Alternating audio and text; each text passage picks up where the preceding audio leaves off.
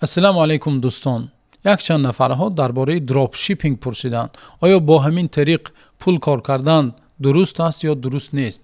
ва барои онҳое ки дар бораи дропшиппинг маълумоти зиёд надоранд, барои онҳо мухтасаран мефаҳмонем ки дропшиппинг як нафар масалан дар интернет мағозаи электронӣ дорад, дар Авито ё дар Азон ё дар Wildberries, фарқ надорад, ё дар Амазон мағозаи электронӣ дорад, вале бор надорад ва маҳсулоти дигаронро, суратҳояшро, аксҳояшро гирифта дар мағозаи худаш мегузорад. вақте харидор харидорӣ мекунад, чӣ кор мекунад? ба нафаре ки соҳиби моли ҳақиқӣ аст, ба якум нафар, яъне ба пастафшик мебарояд, аз ӯ молро мехарад, харидорӣ карда ба шахси харидор чӣ кор мекунад? Мефурӯшад.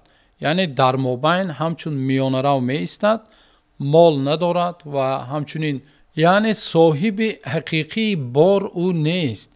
ӯ бор ҳам надорад ва анбор ҳам надорад, яъне складам надорад, ягон чӣ надорад. танҳо миёнарав шуда байни фурӯшандаи аслӣ ва харидор чӣ кор мекунад? Мефурӯшад дар сайти худ ё дар ҳамон маркетплейсе ки дар он мағоза дорад.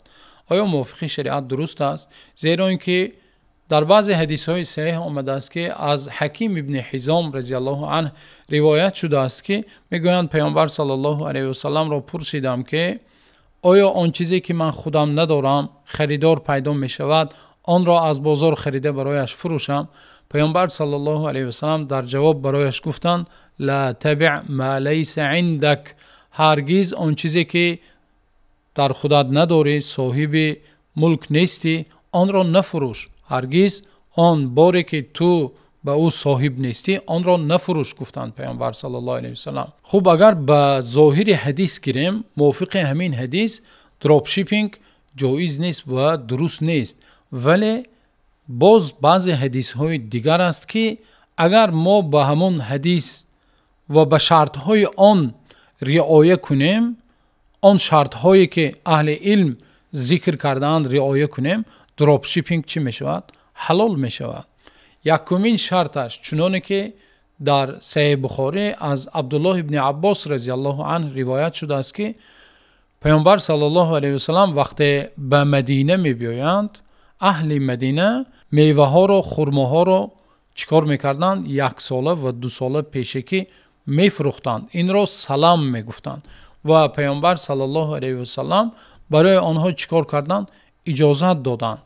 бинобар ин агар мо бо хариду фурӯши салам муқоиса кунем дропшиппингро ва шартҳое ки олимо барои салам иҷозат додаанд, ҳамон шартҳо дар дропшиппинг риоя карда шавад, иншоалло дропшиппинг чӣ аст? Ҳалол аст. шарти аввалаш ин аст ки бояд маҳсулот муайян карда шавад ва муҳлати супоридашавӣ, яъне дастафкаи ҳамон маҳсулот муайян карда шавад ва ҳамчунин тамоми васфҳои ҳамон бор маҳсулот пурра ба пуррагӣ муайян карда шавад. ва ҳамчунин боз яке аз шартҳои асосияш ин аст ки харидор пулро пешакӣ чӣ кор кунад? ҳамаи пулро пешакӣ барои фурӯшанда супорад. яъне агар як нафар аз ҳамон нафаре ки бо дропшиппинг машғул аст, аз ҳамон харидорӣ кунад, яъне ба ӯ заказ диҳад, вале маблағ дар маркетплейс боқӣ монад ва он нафар чӣ кор кунад? Бо пули худаш, яъне ҳамон нафаре ки бо дропшиппинг машғул аст, бо пули худаш агар харидорӣ кунаду баъд фурӯшад, дар ин ҳолат дуруст нест. зеро ин ки мо гуфтем ки харидор аввал ба пуррагӣ барои ҳамон нафаре ки дропшиппинг бо дропшиппинг машғул аст, пурра пешакӣ маблағи маҳсулотро пардохт кунад. хуб, дар иқтисоди исломӣ боз як намуд муомилае ҳаст ки агар мувофиқи ҳамон гирем, иншоалло шартҳои ҳамон риоя карда шавад, дропшиппинг ҷоиз ва ҳалол мешавад. инро вакала мегӯянд, яъне ваколатро шумо ҳамчун дилерствои ҳамон ширкатро чӣ кор мекунед? Мегиред. яъне ҳамон нафарҳое ки шуморо бо бор таъмин мекунанд, яъне пастафшикҳое ки ҳаст, شما با همونها شرطنامه میبندید، یعنی دوگوار میکنید که من محصولات شما رو به فروش میگذارم و هر وقتا که خریدار مشتری پیدا شد از شما بار رو گرفته چیکار میکنم؟ به خریدار میفرستم. اگر شما با تامین کننده های بار یعنی با دست اول پره خطی شرطنامه کنید، خرید و فروش شما انشاءالله چی میشود؟ دراپ شیپینگ حلال میشود. خب باز یک نمود دیگرش است که این کمتر آسانتر است و جایز است، این هم درست است موافق شریعت اسلام.